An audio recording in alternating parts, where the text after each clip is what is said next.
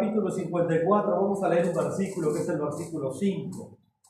Isaías capítulo 54, versículo 5.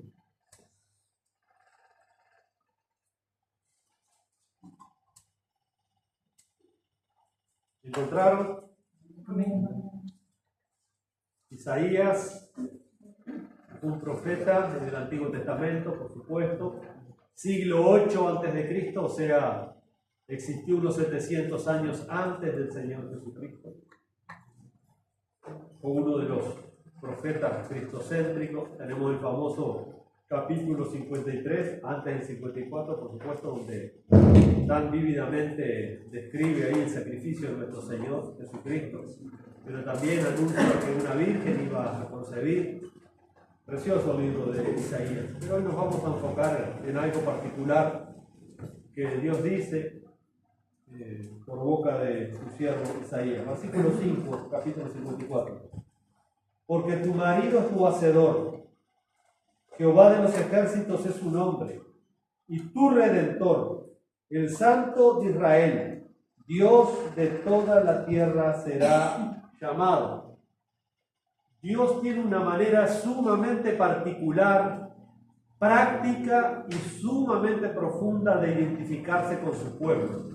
A mí me llama la atención cómo Dios usa una analogía tan particular, tan práctica, para ilustrar la relación que Él tiene con su pueblo. Nosotros leímos en el versículo 5, donde dice, porque tu marido es tu hacedor. Dios usa la analogía del matrimonio para referirse a la relación que Él tiene con su pueblo.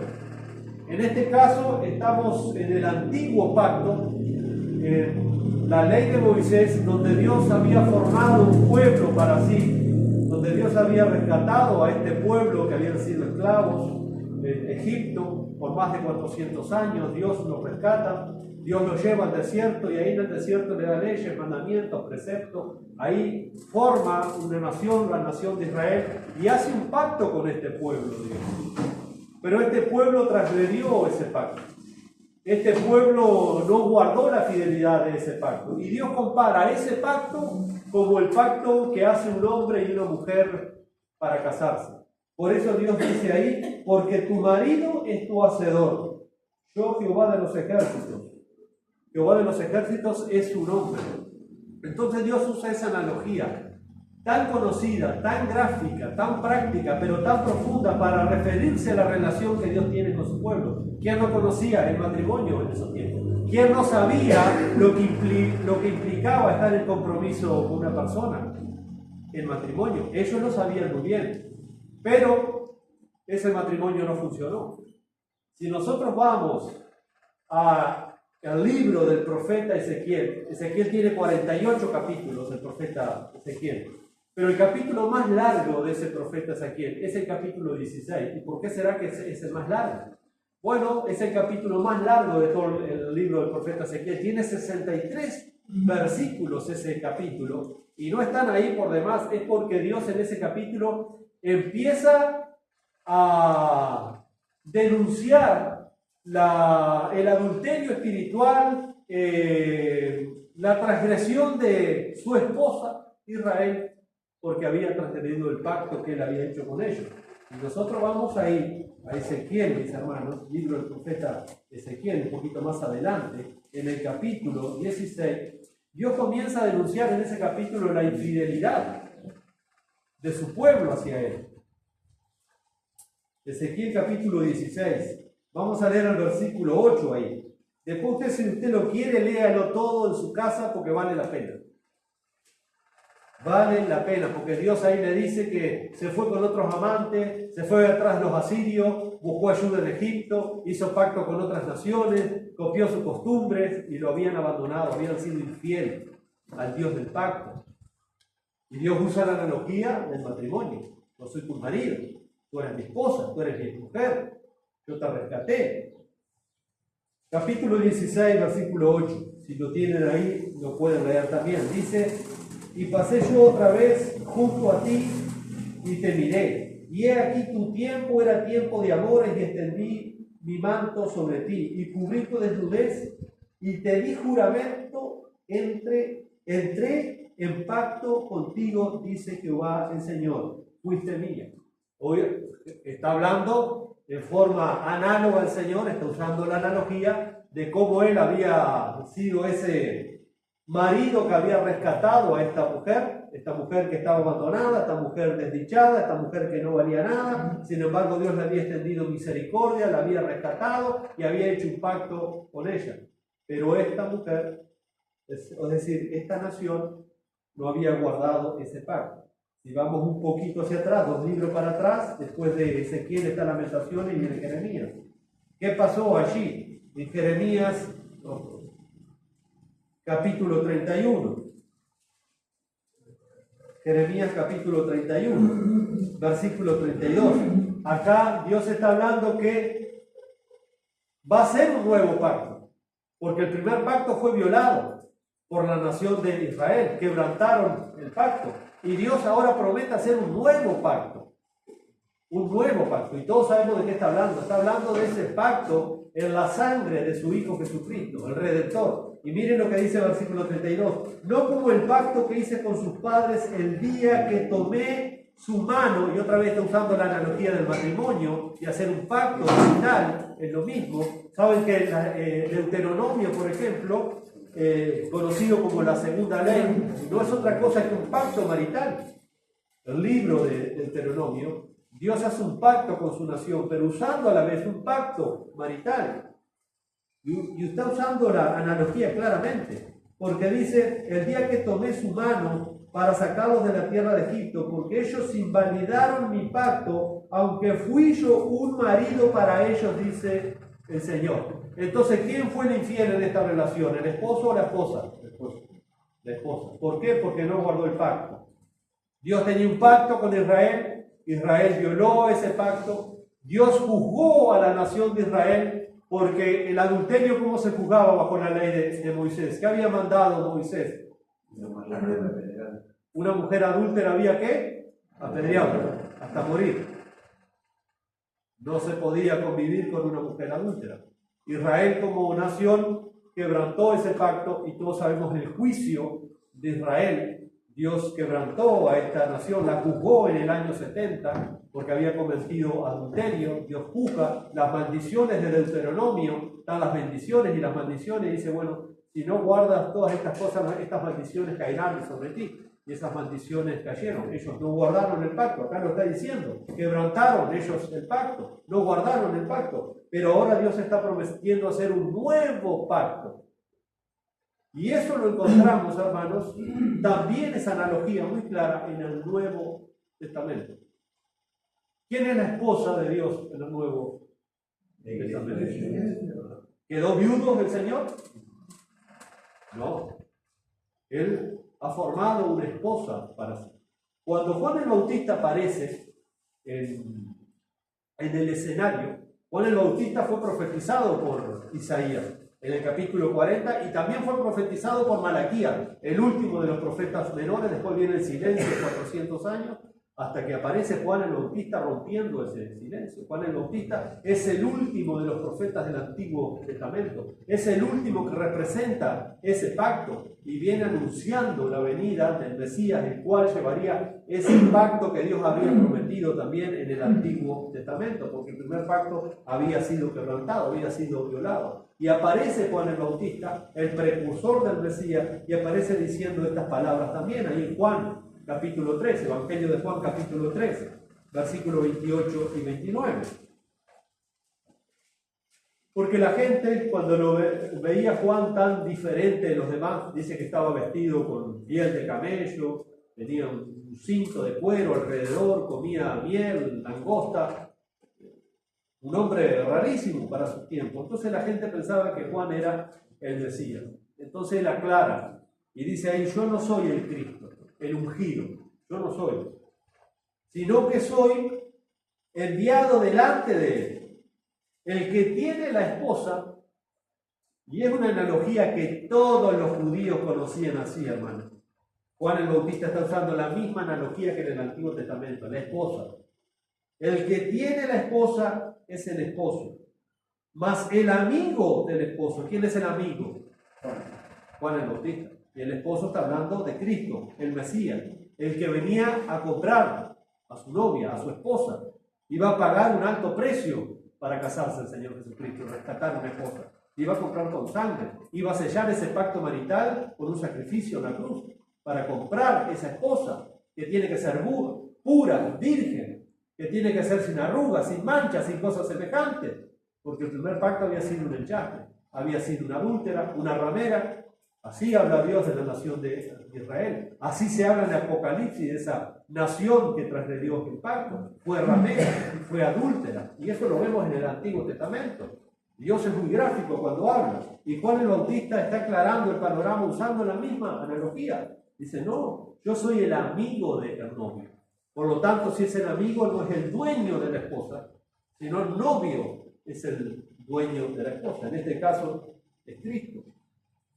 Dice, mas el amigo del esposo que está a su lado y le oye, se goza grandemente de la voz del esposo. Así pues, mi gozo está cumplido.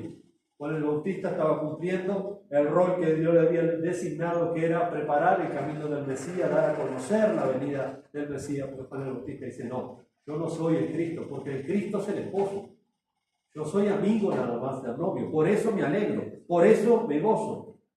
Así que Juan habla de Jesús como novio y habla de él mismo como amigo del novio. O sea que la novia no pertenece al amigo, sino que es del novio, es del Señor Jesucristo. La novia acá representa todos aquellos que iban a ser discípulos verdaderos del Señor Jesucristo, todos los que iban a entrar en este nuevo pacto de gracia mediante la sangre del Señor Jesucristo. Todos los que iban a componer la iglesia del Señor Jesucristo, entonces son su esposa. Si nosotros hemos nacido de nuevo, si nosotros hemos creído en Jesucristo como nuestro único Señor y Salvador, entonces nosotros somos la esposa de Cristo y Él es nuestro marido. En el Nuevo Testamento, hermanos, las Escrituras describen gráficamente a la iglesia como la novia o como la esposa para enfatizar la unión y la relación de Cristo con ella. No es cualquier cosa la relación que Cristo tiene y quiere con su iglesia. Dios no quiere una compañía esporádica. Dios no quiere una muchacha de compañía, no. Él quiere una relación marital con la iglesia. Entonces, todos sabemos lo que esto conlleva estar casado con alguien, ¿verdad? Tenemos que hilar fino acá. De hecho, mis hermanos, para que podamos tener un matrimonio exitoso necesitamos considerar esa relación entre Cristo y su iglesia, y es lo que hace el apóstol Pablo escribiendo a la iglesia de los Efesios en el capítulo 5, cuando está dando el ejemplo supremo de un matrimonio. ¿Cuál es el ejemplo supremo? Cristo y su iglesia. No es el hermano fulano y el hermano sultana que llevan años de casamiento, pero ellos no son el ejemplo perfecto. El ejemplo perfecto de casamiento es Cristo y su iglesia. Y por eso Pablo va a usar esa analogía tan conocida de Dios como el marido y su pueblo como su esposa, y la va a aplicar ahora a los matrimonios cristianos. En Efesios capítulo 5, ahí en el versículo 23 al 32, Pablo usa esa analogía. Y dice, porque el marido es cabeza de la mujer, así como Cristo es cabeza de la iglesia. ¿Sí? El marido es la autoridad, así como Cristo es la autoridad de la iglesia. No es el Papa, hermano, no son los concilios, es Cristo, es Cristo. Y bueno, ¿y la cabeza de su esposa quién es? ¿Es el padre de ella, la madre, el hermano, el cuñado, el vecino? No, es usted. Usted es la cabeza de su esposa. No es mamá, no es papá, no es el hermano. Hay una sola. Entonces dice, porque el marido es cabeza de la iglesia, así como Cristo es cabeza. El marido es cabeza de su esposa, así como Cristo es cabeza de la iglesia, la cual es su cuerpo y Él es su Salvador. Verso 24. Así que como la iglesia está sujeta a Cristo, así también las casadas lo están a sus maridos en todo. Luego hay un mandamiento importante para nosotros los maridos. Maridos, amad a vuestras mujeres así como Cristo amó a la iglesia. ¿Y qué hizo Cristo? Se entregó a sí misma por ella. Está hablando lo que le costó a Cristo tener una esposa. Le costó su propia vida, le costó la sangre.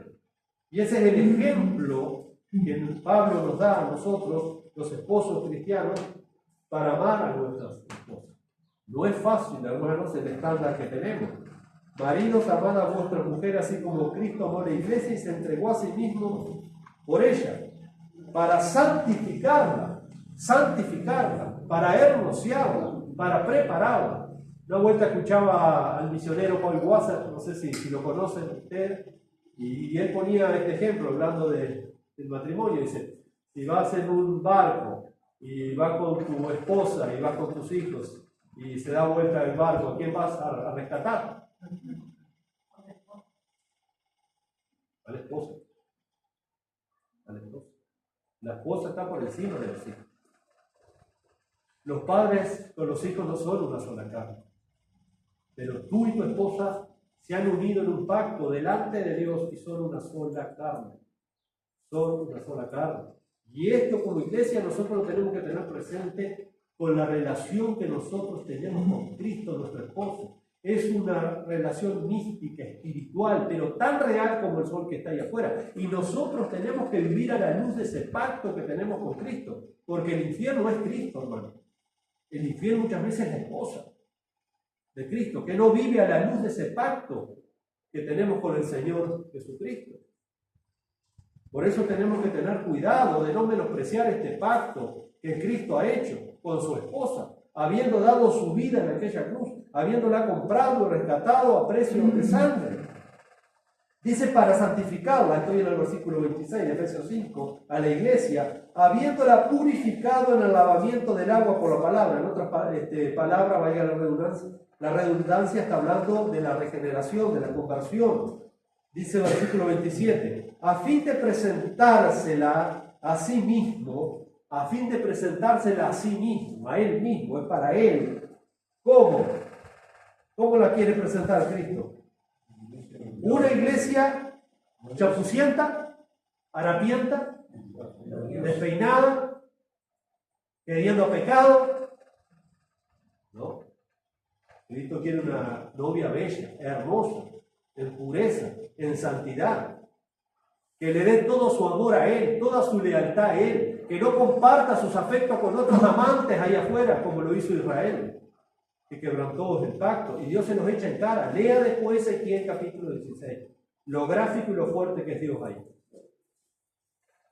Dice, habiéndola purificada en el lavamiento del agua por la palabra, a fin de presentársela a sí mismo una iglesia gloriosa, que no tuviese mancha, ni arruga, ni cosa semejante, sino que fuese santa y sin mancha.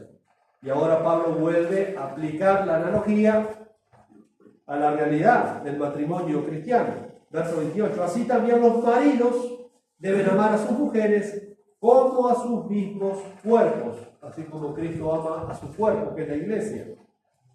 El que ama a su mujer, a sí mismo se ama, porque nadie aborreció jamás a su propia carne, sino que la sustenta, la cuida, como también Cristo a la iglesia.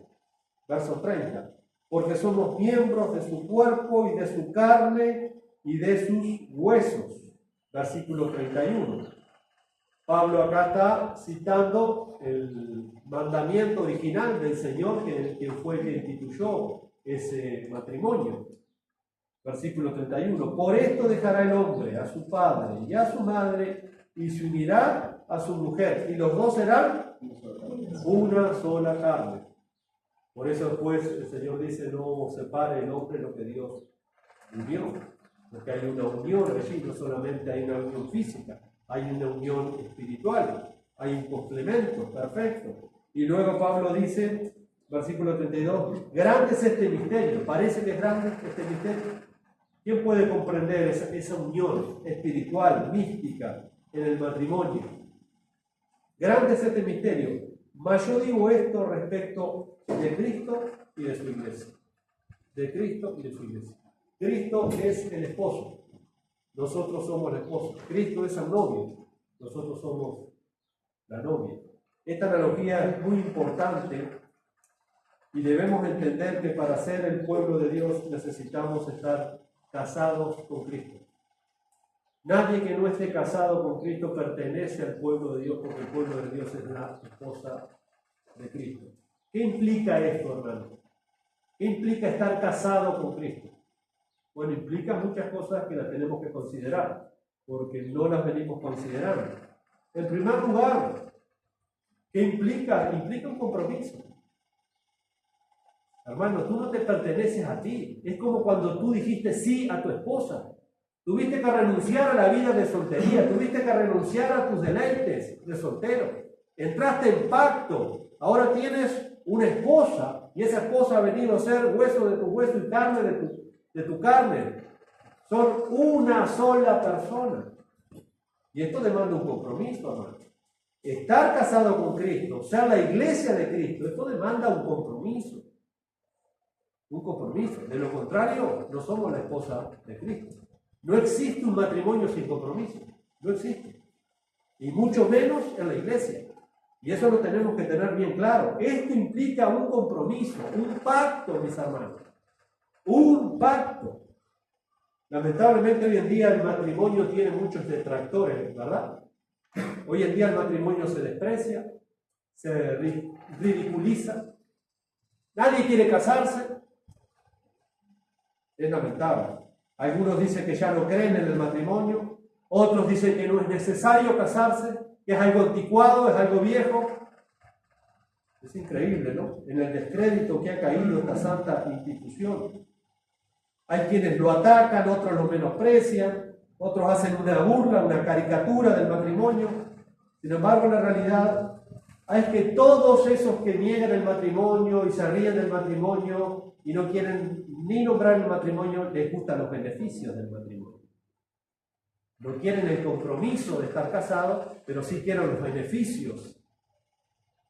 Uno de esos grandes beneficios que nos da el matrimonio son los hijos, por ejemplo. Los hijos son el plan de Dios para el matrimonio, no para las uniones de concubinatos y esas cosas raras que eso. Y eso es el pan nuestro de cada día. Muchos quieren los beneficios del matrimonio, pero no quieren el compromiso del matrimonio. Es una mala palabra el matrimonio porque saben que se tienen que comprometer. Quieren los deleites del matrimonio, pero sin ningún tipo de responsabilidades. Qué triste es eso, ¿no? Entonces, la realidad es esa, mis hermanos, que a todos les gustan los privilegios que hay en el matrimonio, pero el problema está en que no quieren el compromiso que implica estar casados. Quieren los beneficios del matrimonio, pero sin estar casados, y eso no existe. Muchos quieren los beneficios de Cristo sin estar casados con Cristo, y eso tampoco existe.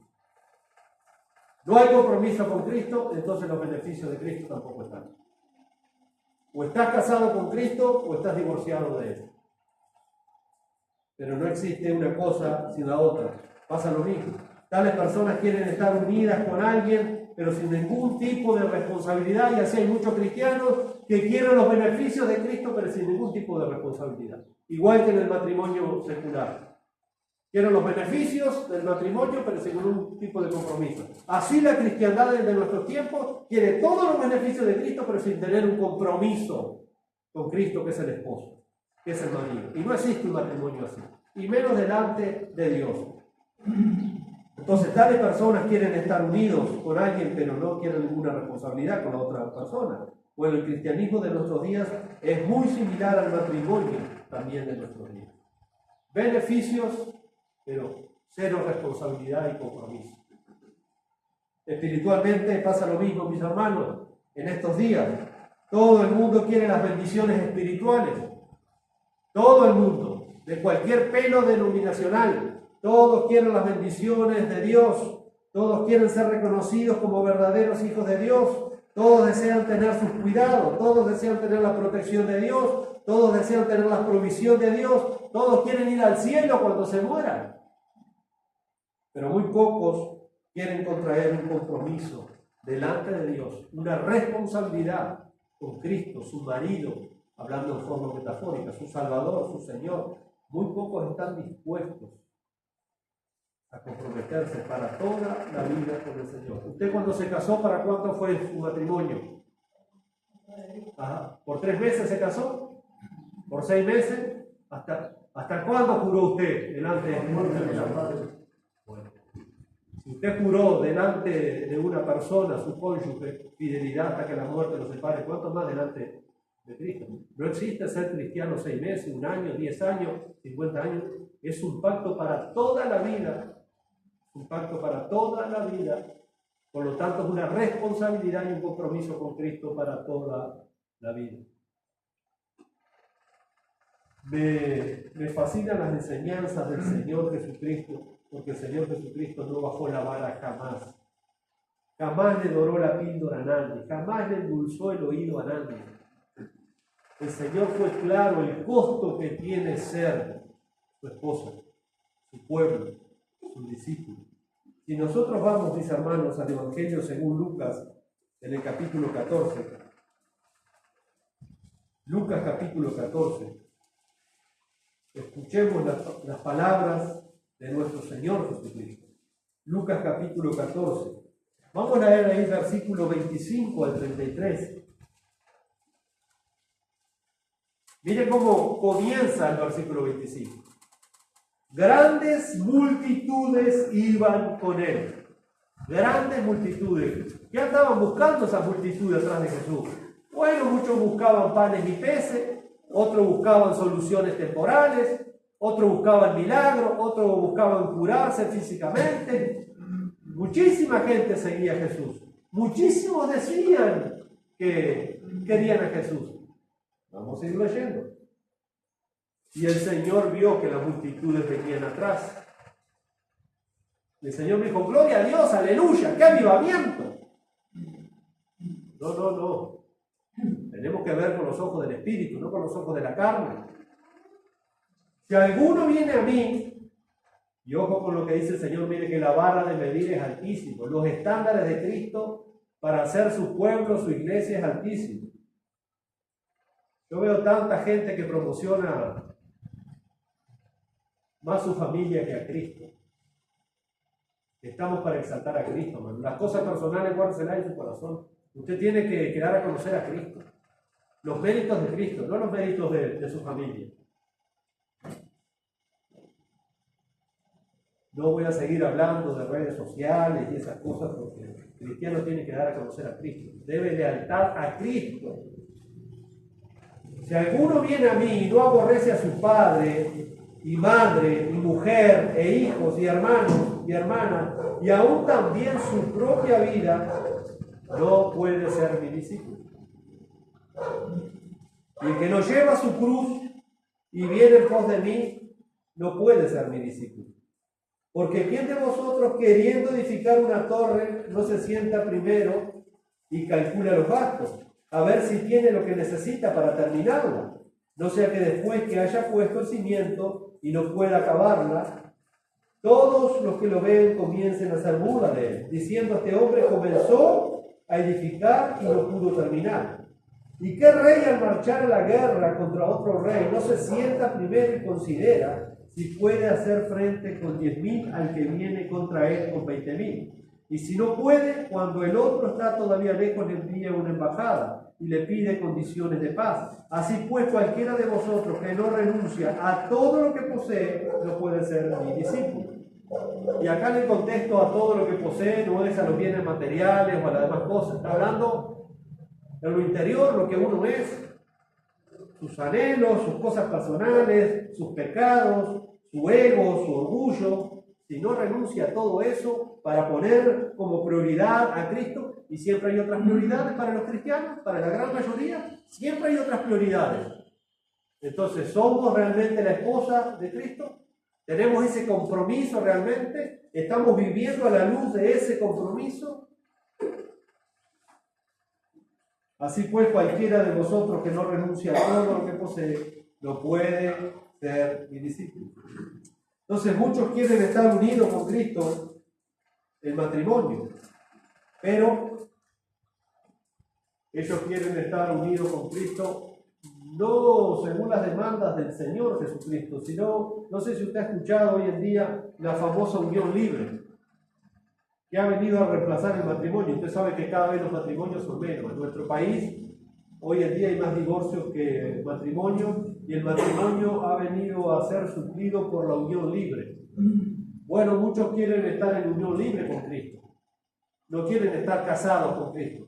Quieren los beneficios, simplemente una unión libre, como ese matrimonio, que simplemente no tienen ningún tipo de compromiso, que se ven esporádicamente, que pueden estar viviendo en la misma casa, pero uno hace su vida, el otro hace su vida, nunca hay comunión, nunca hay nada de eso, ninguno tiene un compromiso con el otro. Bueno, eso se le llama unión libre, que es una caricatura de lo que vendría a ser el verdadero matrimonio. En nuestro país se da muchísimo eso, lamentablemente, y cada vez se está dando mucho más eso. Entonces quieren una relación libre con el Señor, pero esto simplemente es imposible. No se puede. Cada uno necesita estar casado con Cristo y casado con todas las de la ley. Es decir, vivir la vida cristiana según los estándares del Evangelio de Cristo. Esto no se puede negociar, hermano.